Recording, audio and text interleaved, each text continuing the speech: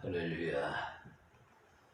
오늘도 새날을 주신 하나님께 감사합시다. 모든 영광 하나님께. 할렐루야. 오늘은 어제 새벽 이어서 강해 설교로 이사야 60장으로 넘어갑니다. 60장 1절에서 9절의 말씀을 봉독해 올리겠습니다. 일어나라, 빛을 발하라. 이는 네 빛이 이르렀고 여호와의 영광이 내 위에 임하였음이니라. 보라, 어둠이 땅을 덮을 것이며 깜깜함이 만민을 가려우려니와 오직 여호와께서 내 위에 임하실 것이며 그 영광이 내 위에 나타나리니 열방은 내 빛으로 열왕은 비치는 내 광명으로 나오리라. 네 눈을 들어 사면을 보라. 무리가 다 모여 내게로 오느니라. 내 아들들은 원방에서 오겠고 내 딸들은 안기어 올 것이라. 그때에 네가 보고 희색을 바라니 내 마음이 놀라고 또 화창하리니 이는 바다의 풍부가 내게로 돌아오며 열방의 재물이 내게로 오미라. 허다한 약대 미디안과 에바의 젊은 약대가 네 가운데 편만할 것이며 스바의 사람들은 다 금과 유황을 가지고 와서 여호와의 찬송을 전파할 것이며 게달의 양 무리는 다 내게로 모여지고 느바요스의 수양은 내게 공급되고 네 단에 올라 기꺼이 받음이 되리니 내가 네 영광의 집을 영화롭게 하리라. 저 구름같이 비둘기가 그 보금자리로 날아오는 것 같이 날아오는 자들이 누구뇨? 곧 섬들이 나를 앙망하고 다시스의 배들이 먼저 이르되 원방에서 네 자손과 그 은금을 아울러 싣고 와서 네 하나님 여호와의 이름에 드리려 하며 이스라엘 거룩한 자에게 드리려 하는 자들이라. 이는 내가 너를 영화롭게 하였음이니라. 아멘. 예. 29장에서는 이스라엘이 범죄함으로써 하나님의 영광을 가리운 그런 어려운 때 하나님께서 사람이 없음을 보시며 중재자 없음을 이상히 여기셨으므로 자기 팔로 스스로 구원을 베푸시며 자기의 의를 스스로 의지하사라고 하시므로 하나님께서 몸을 입고 이 땅 위에 친히 오신 것을 말씀하신 겁니다. 그 내용이 사실상 59장의 핵심이 되겠습니다. 그분이 오시는데 때가 아주 어려운 때, 어두운 때 오셨어요. 구주가 오실 때 가장 어두운 때 오셔서는 이런 은혜를 주신다고 59장 마지막 부분에 말씀하셨죠. 자기의 부족을 깨닫고 구주를 마음에 영접하는 자에게 성령의 은혜와 말씀의 은혜를 주시겠다고 했어요. 성도에게 주시는 최고 선물이 성령의 은사와 말씀의 은사입니다. 하나님의 뜻을 깨달을 수 있는 말씀의 은혜와 그 말씀을 따라서 순종할 수 있는 성령의 권능을 함께 주신다고 약속했으니 참으로 놀라운 은혜를 약속하신 겁니다. 오늘의 본문으로 묵상한 60장에서는 하나님이 보내시는 메시아가 오셔서 하나님의 교회를 바르게 세우시겠다는 말씀인데요. 신약에서 그리스도의 교회의 머리라고 하셨습니다. 그래서 일어나라, 빛을 발하라 이렇게 먼저 말씀하셨는데 그 말씀이 문자대로 뜻은 오실 예수 그리스도에게 하나님께서 말씀하신 거예요. 그러나 지금 우리가 받을 때는 그리스도가 바로 우리 성도들의 모임인 교회의 머리이시기 때문에 그의 몸된 교회를 향해서 주신 말씀으로 받아야 합니다. 그래서 오늘 말씀에 그 제목을 붙인다면 일어나 빛을 발하라고 말씀드리고 싶습니다. 다른 말로 표현하자면 교회의 사명을 다하라는 말씀이, 교회의 사명을 어떻게 감당해야 바르게 하는 건지 1절에서 9절 말씀을 통해서 은혜 받고자 합니다.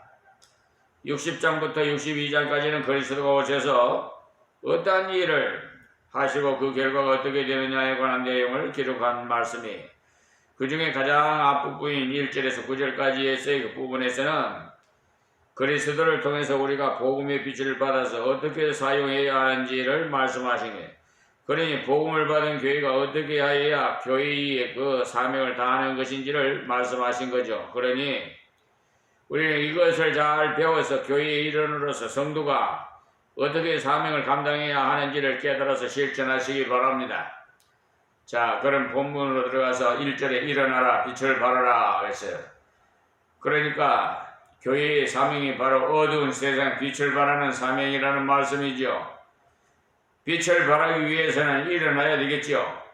우리 하나님의 교회는요, 세상을 향해서 구제를 한다든지 학교를 세운다든지 다른 여러 가지 일들을 할 수도 있겠지만 그 중에 제일 중요한 것은 복음의 빛을 발하는 것입니다. 이 빛은 하나님 말씀 중에도 특히 사람의 생명을 구원하는 복음을 말하는 것입니다. 때문에 교회는 복음 전하는 것을 대신해서 할 수 있는 일은 어떤 일도 없어요. 교회가 다른 무엇을 하든지 복음 전하는 것과 관계 없는 것은 교회가 할 필요가 없는 일입니다. 교회가 복음을 전하기 위해서 먼저 일어나야 한다고 했어요. 교회가 사명을 바르게 감당하기 위해서는 정신을 차려야 한다 이 말씀입니다. 예수님을 적시 믿어서 구원받은 분들은 그 은혜에 감격해서 열심으로 전도해야 되겠다는 생각에서 실천하라고 노력을 하는 그 경우를 많이 볼 수가 있어요. 지금도 전도에 대한 통계를 보면 믿은 지 2년 내에 가장 열심히 전도한다는 것을 통계를 볼 수가 있는데, 세월이 오래고 교회 생활을 오래 해서 직분이 올라갈 때 이상하게도 믿음이 가라앉는 것 같아요. 자신이 구원을 받은 것은 감사한데 다른 사람에게 복음을 전하는 것은 게을리할 때가 없잖아 있어요. 그것을 하나님이 아시기 때문에 일어나라고 하시네요. 가만히 놔둬도 일어나서 사명을 잘 감당하는 것 같으면 일어나라는 말씀을 할 필요가 없죠. 우리의 성령이 때로는 뜨겁고 기쁘고 즐거워서 전도하는 일도 있지만은 때로는 환경을 내려다보고 자기를 내려다보고 세상을 내려다보다가 차차 그냥 내일 하지 모레 하지 자꾸 미뤄요. 바로 지금 감동이 되면은 성령의 감동을 받으면 바로 즉시 시행해야 되는데 조금 있다가 하면은 벌써 식어버려요. 그 열정이 식어버린다고. 성령의 감동이 말이에요. 그렇기 때문에 성령의 감동 받으면 즉시 시행하세요. 그러면 하나님이 여러분을 쓰십니다. 그냥 내가 내 생각대로 하지 마시고 하나님 뜻대로 하셔야 돼요. 예수님께서도 그랬잖아요. 기도하실 때도 내 뜻대로 마옵시고 아버지 뜻대로 하옵소서. 그러면 아버지 뜻을 먼저 순위는 항상 하나님 뜻이 먼저예요. 그래서 내가 죽어야 예수님이 사용하시는 겁니다. 내가 죽는다는 건 내 뜻이 생각이 다 지워져 버리는 거예요. 무시하는 것을 말하는 거예요. 죽은 사람이 무슨 말을 할 수 있어요? 생각할 수 있어요? 그러니까 어쨌든 성령이 감동되는 즉시로 여러분 시행하시기 바랍니다. 예.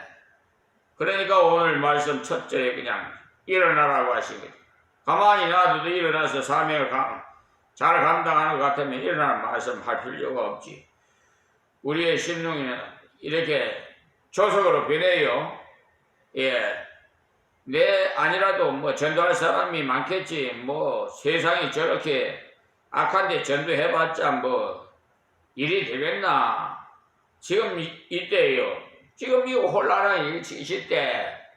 아니 내 하나님 뭐 전도해봤자 뭐 지금 전도가 되겠나. 오히려 지금 감소 추세거든요.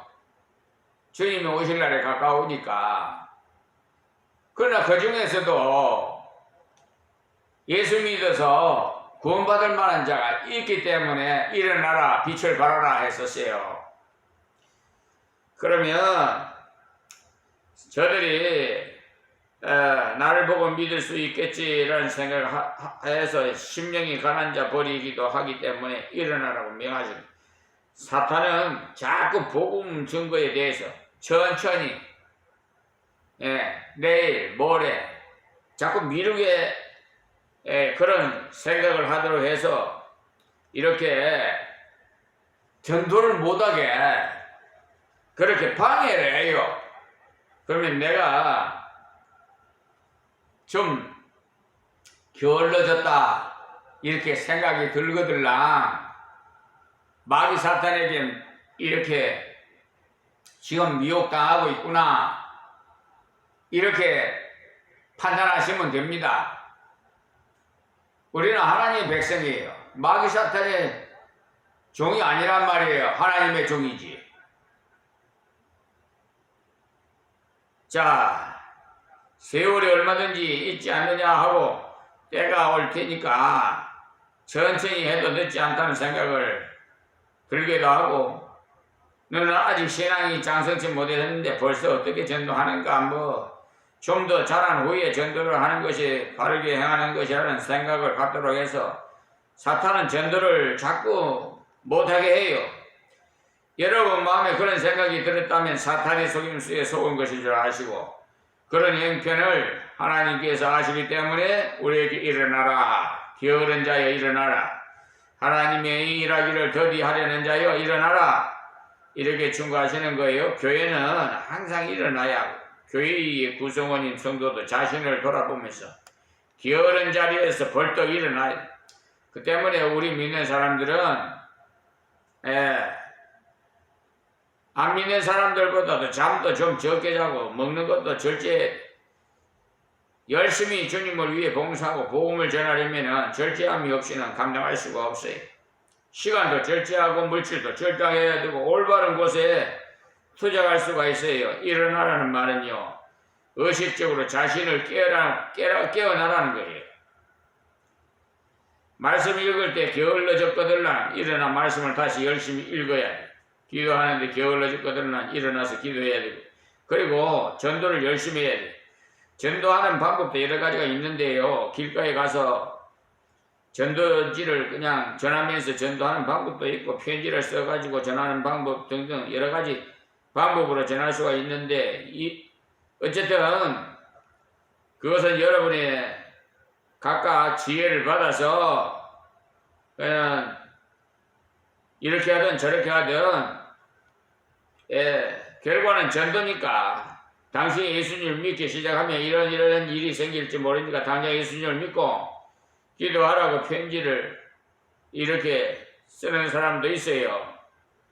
이분은 그 후에 열심히 공부해갖고 대학 교수가 된 후에도 많은 학생들에게 복음을 전한 경우가 있다고 합니다. 그러니까 20년 후에 전도받은 사람이 그동안 자기가 전해준 편지를 복사해서 보내왔더랍니다. 먼저 믿은 형제의 편지가 그렇게도 힘이 되어서 받은 편지는 아까워가지고 복원하고 복사해서 예쁘게 접어서 보관해왔는데 읽어보니까 20년 전에 글이라서 유치하더랍니다. 왜냐 지금은 신앙이 더 성장했을 뿐만 아니라 복음을 계속해서 전하다 보니까 체계적이고 질서 있게 전달할 수 있는데 20년 전에는 뭐 복음을 전가한 글을 읽어보니까 여러 면으로 부족하더랍니다. 그런 유치한 글을 읽어도 예수님은 잘 따르는 훌륭한 신앙인이 된 것을 보고 부끄러워서 얼굴이 뜨뜻하더랍니다.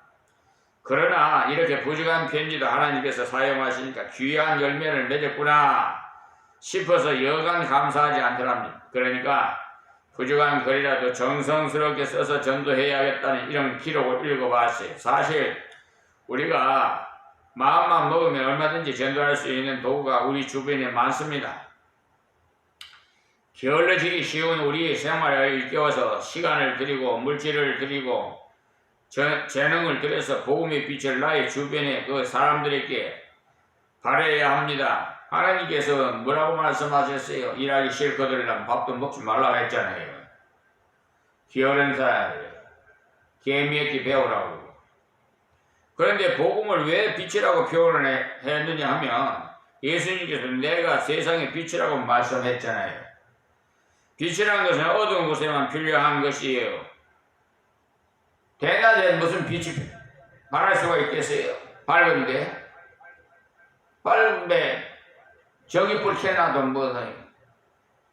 뭐 효과 있습니까? 어두운데 빛을 전기불을 켜면 환하게 좋지. 그러니까 괴로운 마음이 괴로운 자였거나 고민 있는 자, 죽을 자, 자살을 하려고 하는 자, 그러니까 고통받는 자, 자기의 죄인이라고 인정하는 자에게는 복음이 꼭 필요해요. 전에 좀 오래됐습니다만 새벽기도 하는데 여인이 한 30대 여인인데요. 죽은 것 같아요. 얼마나 세상이 괴로웠던지 많이 울었더라고요. 모습을 보니까. 그래갖고 자살하려고 생각을 했던 것 같아요. 극단적인 생각을 하고 하니까 서러워가지고 막 울었어요. 근데 그분이 하나님께서 사랑하셔서 새벽 기도에 참여해갖고 얼마나 기뻐하는지 헌금을 세상에 앞에다가 놓고 갔더라고요. 예. 그 외에는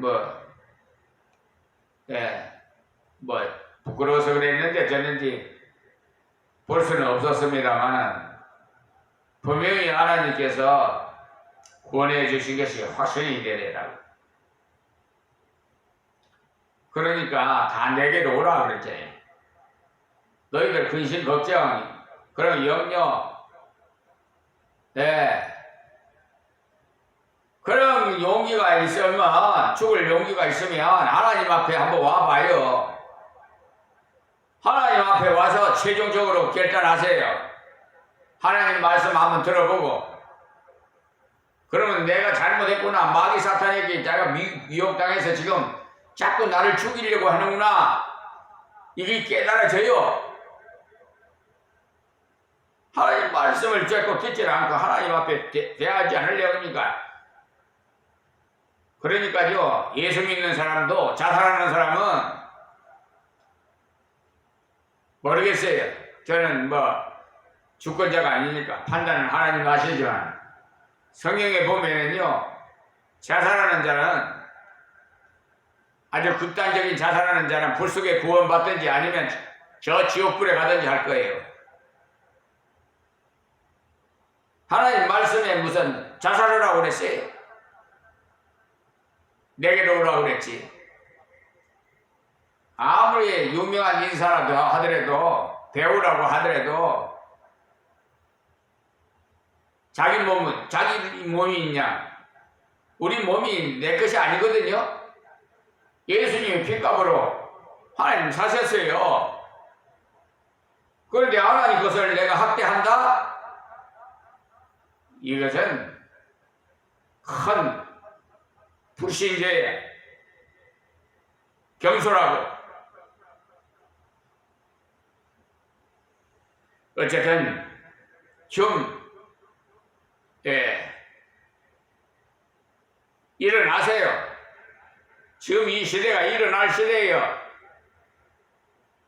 이 시대에 전혀 더 해가지고 구원받을 자가 있겠나? 여러분 생각에는 그렇게 들지요? 그 마귀 사탄이 갖다 준다니까. 지금 이때 시기가요 항상 있는 거 아니에요.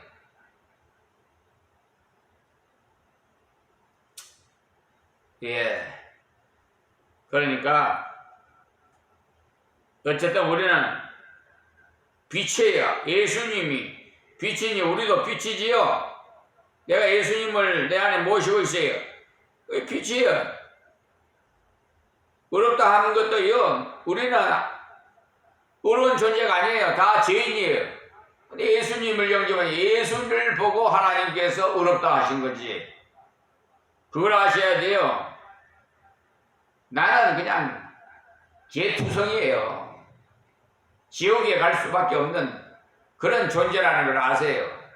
그러나 내 안에 예수가 계시기 때문에 하나님의 자녀가 되고, 예? 하나님의 자녀의 권세를 받아 기도하게 되고, 저 천국에 우리의 본향에 갈 수 있어요. 그래서 영생의 복음을 빛이라고 특별히 표현합니다. 그리고 빛이라는 것은 어떤 빛이라도 에너지가 소모되어야 나는 것입니다. 가만히 있어봐요. 불 안 켜고 에너지가 소비 안 되면 무슨 빛을 발할 수가 있겠어요? 등정불에 불도 켜놓으면 기름이 있어야 에너지가 소비가 돼야 불이 밝혀지지. 예? 그러니까 희생이 지불되지 않고는 빛이 나는 것은 없다 이 말입니다. 초가 타야 촛불이 밝혀지지요. 많은 희생을 통해 나타나는 것이 빛입니다. 그래서 영생의 복음은 예수 그리스도의 피로 지불된 속죄의 소식, 이는 네 빛이 이르려고 여호와의 영광이 네 위에 임하였습니다. 그래서 이 말씀 무슨 말씀이냐면 빛을 받은 사람은 예수님을 믿는 사람이니까 그런 자에게는 벌써 빛이 이르렀다 이 말씀이. 그래서 예수님께서 자신이 세상의 빛이라고 하신 후에 예수 믿는 제자들에게 너희도 세상의 빛이라고 하셨어요. 너희는 세상의 빛이 되라고 하시지 않고 너희는 세상의 빛이라고 하셨어요. 너희는 세상의 소금이 되어라고 하시지 않고 너희는 이미 세상의 소금이라고 하셨어요. 여러분이 말씀을 좀 끝을 잘 생각하고 읽어야 돼요. 착각할 때가 있어요. 운전시험 보러 갈 때도 저는 그 경험을 했어요. 끝에 가서 사람을 완전히 미혹하더라고요. 그런 거 아닌 것을 이렇게 말하고. 그래 제가 거기에 그냥 좀 잘못 판단해가지고 면허시험 100점 맞은 줄 알았더니 80점밖에 못 받았어요. 아이고 아이고 자신이 그냥 너무 쉬워가지고 금방 그냥 답안지를 내고 나왔는데, 여러분의 진정 예수 그리스도를 나의 구주로 믿었으면 여러분은 이미 빛이 된 겁니다. 빛이에요. 소금이고요. 예수님께 여러분 속에서 들어오셨기 때문에 예수님은 여러분 안에 계시기 때문에 감히 여러분은 빛이, 여러분들이 믿지 않은 분을 만나서 먼저 자기를 소개하면서 저는 예수를 믿는 사람입니다. 저는 목사입니다. 저는 전도사입니다. 좀 드러내세요. 예수님을 나의 구주로 믿었더니 이렇게 심령이 평강하고 좋습니다. 당신은 나와 같이 예수를 구주로 영접하십시오 라는 간단한 증거의 말씀도 해도 빛을 드러낸 것이에요. 왜 그러냐? 예수님의 이름을 드러내고 예수 이름을 증거했으니까. 예수님은 빛이심으로 그분은 소개하면서도 빛을 소개했으니까 빛을 드러내는 것 아닙니까? 근데 많은 사람들이 완벽한 전도를 하려고 하다가 보니까 평생 전도 못하고 가게 돼요. 인간으로서는 완벽한 전도라는 것은 없습니다. 저희들처럼 목사도 전도자로 살아가면서도 지난날 전도하는 걸 생각해보면 그때 어떻게 그렇게 모르면서도 용감히 전했을까 하고 생각되는 경우가 있어요. 저는 막 미쳐가지고 그냥 저 전철 그때 당시만 하더라도 그냥 전철에 그냥 타가지고 그냥 예수 천국 불신 지옥 최권능 목사님은 그렇게 많이 부르짖었지요.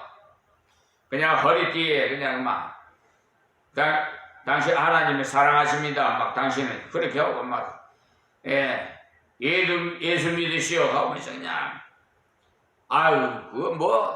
내성적이었었는데 제가요. 사람 앞에 말도 못하고 이래 얼굴이 붉어지고 막 그랬던 내성적인 사람이 그냥 완전히 들어온 거예요, 없고요. 내가 어떻게 그렇게 할 수가 있는가 나중 지나고 보니까요.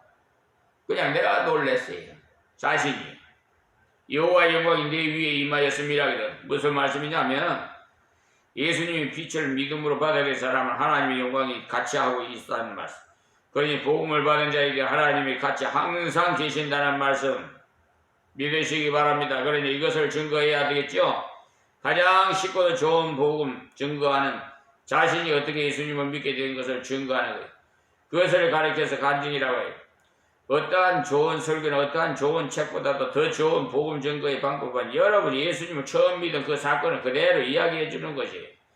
그런 이야기가 유치할 수도 있고 조리가 없을 수도 있습니다만은 그래도 듣는 사람에게는 큰 은혜가 돼요.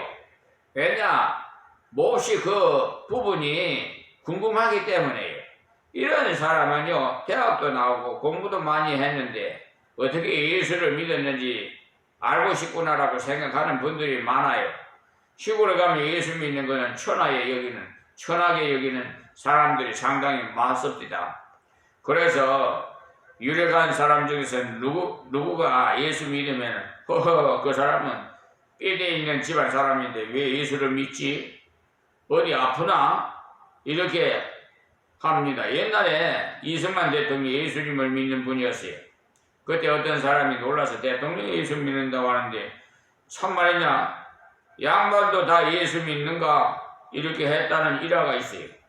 무식한 사람 중에도요, 사회적으로 갖춰진 사람이나 양반은 예수 믿으면 안 되는 줄로 오해하는 사람이 많았어요. 때문에 여러분이 예수를 믿은 처음 사건을 이야기해 주세요. 그런 사람들이 마음 문에 여는데 중요한 역할을 할 수 있어요. 근데 여러분의 마음이 전도하려면 꺼리끼는 것 중에서 하나가 내 행동이 아직 이 모양인데 또는 우리 집은 아직도 부부싸움도 덜 하는데 옆집 사람이 들었을 텐데 어떻게 뻔뻔스럽게 복음을 대해서 말할 수 있을까 이렇게 생각하는 경우도 있어요.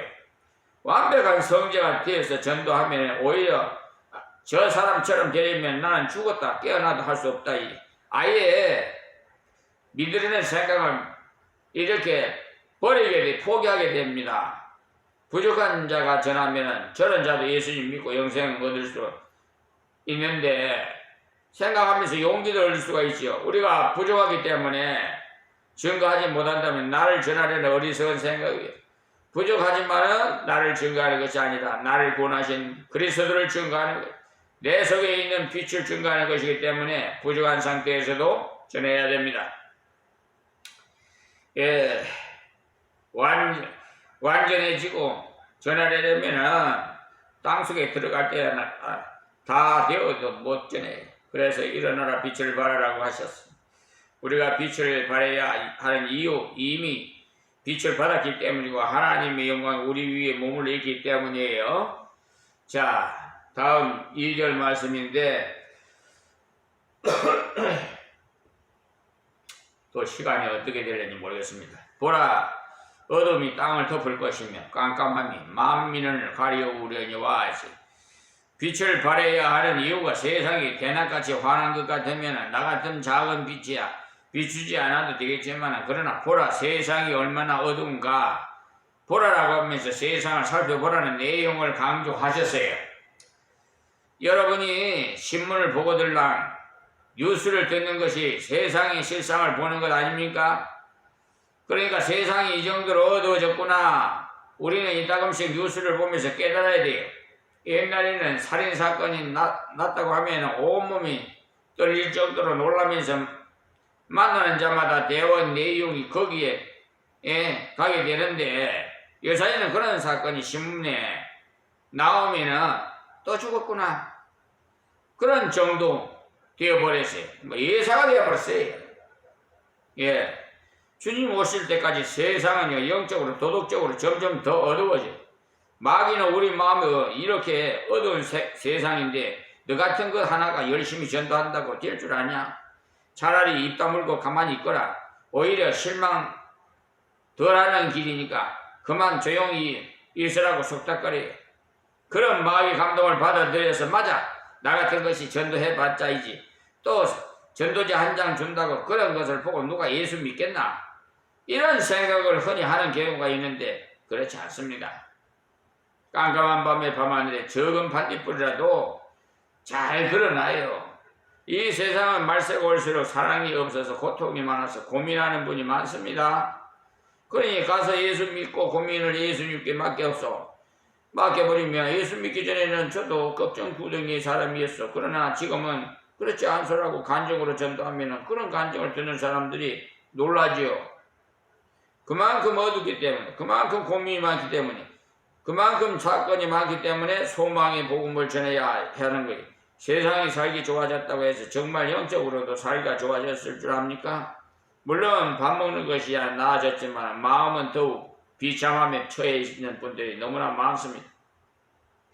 옛날보다 모든 면에서 경쟁이 치열해가지고 여유가 없어져 가고 있어요. 점점 이기주의가 왕성해가 요즘 세상은 점점 완악해져 가고 있잖아요. 예, 인명을 그냥 무시하고 천하게 여기고 그냥 막 그냥 자기 놓은 자식도 그냥 안매장하고 그냥 쓰레기통에다 버리고 참 이것이 할 짓입니까? 마귀 사탄 짓이 그러는 거지. 그래서 노이즈라고 하는 정신분열 증세의 그 정신병이 점점 늘어나고 있어요. 지금 이 세상에 사는 사람들이 정신병자들이 많아요. 왜냐? 많은 사람들이 고독을 너무 느끼기 때문에 우울증 증세라고 하냐. 군중 속에 있으면서도 스스로 고독을 느낀다고. 자기를 이해해 줄 사람 아무도 없다고 생각하기 때문에 요즘 보세요. 혼자 사는 사람이 우울하죠? 그러니까 이제 그걸 좀 달래려고 짐승을 개를 사다가 품고 자고 하는데 개한테 들어가는 돈이 얼마나 많아요? 요즘 애완용 하는 말이 기르려면 돈이 엄청나게 많이 들어간대요. 그래도 그것이 좋다고 결혼도 안 하고 결혼 연령을 보내고 그냥 또 결혼을 해도 그냥 성격 차이로 그냥 이혼하고 자식도 안 낳고 앞으로 이 나라의 후손이 참 문제입니다. 자식 안 낳으면 후손이면 이 나라에 누가 지킬 겁니까? 저는 그게 자꾸 생각이 나요. 완전히 혼혈족이 돼가지고 외국 여자 수입에다가 애도 안 놀라고 하니까 농어촌에 가면 장가들기가 힘들다고 그냥 외국 여자들 베트남이고 어디고 필리핀이고 그런 데 가서 여자들 붙어야다가 살다가 애기들 막 쑥쑥 잘 놓잖아요. 혼혈 아들이 그냥 이제 앞으로 이 나라에 혼혈족이 완전히 돼버릴 것 같아요. 됐어요. 지금도 엄청나게 많아요.